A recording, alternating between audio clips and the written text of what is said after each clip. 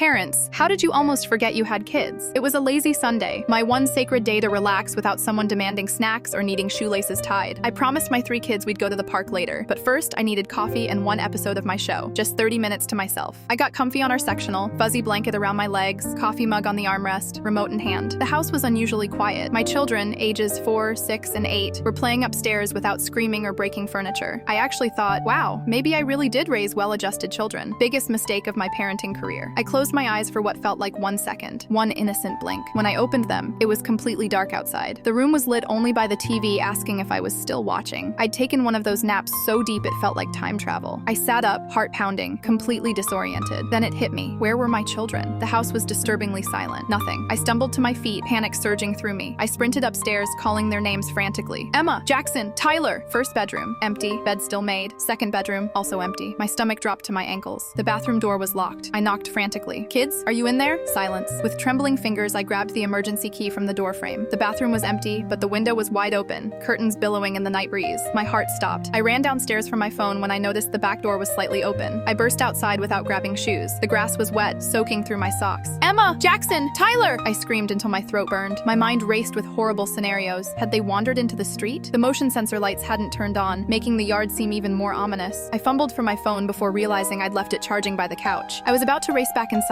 when I noticed something flickering in the darkness near our old maple tree. That's when I saw them. In the far corner of our yard, my 3 children were sitting in a perfect circle. Around them were flickering candles, my expensive aromatherapy candles I'd been saving. Between them was our family photo album, pages arranged in some strange pattern on the grass. They were completely silent, heads bowed, holding hands tightly. They'd drawn something in the dirt with a stick. "What are you doing out here?" I gasped, my voice cracking between relief and horror. My 8-year-old looked up, expression deadly serious in the candlelight. "We're summoning Grandma's spirit to ask if you're dead or just sleeping really hard." "What?" I sputtered, genuinely wondering if I was still asleep and dreaming. My 6-year-old nodded solemnly. "You've been asleep for 9 hours, Mom. We tried everything to wake you up. Tyler even put his stinky socks on your face. We poured water on your hand. We played your alarm sound on YouTube super loud." My 4-year-old's lip trembled. "We thought you went to heaven to visit Grandma like you said she did. We were scared nobody would make us dinner." I stood frozen, realizing my quick cat nap had lasted from 10 a.m. until past 7 p.m. The park, lunch, dinner, everything, forgotten. My oldest held up my phone. "We tried calling Dad, but he didn't answer. So we found your spell book." "My what?" I interrupted. He pointed to my leather journal where I occasionally wrote poetry. "Your spell book with all the weird words and rhyming magic spells. We found it in your nightstand drawer. We thought Grandma could tell us how to bring you back." I just stood there barefoot in wet grass, watching my children earnestly performing a seance because they thought I had died in my sleep. Now I don't nap, ever. Because apparently in my household, a sleeping mother doesn't mean she's tired. It means time to summon the spirits of our ancestors for an emergency consultation.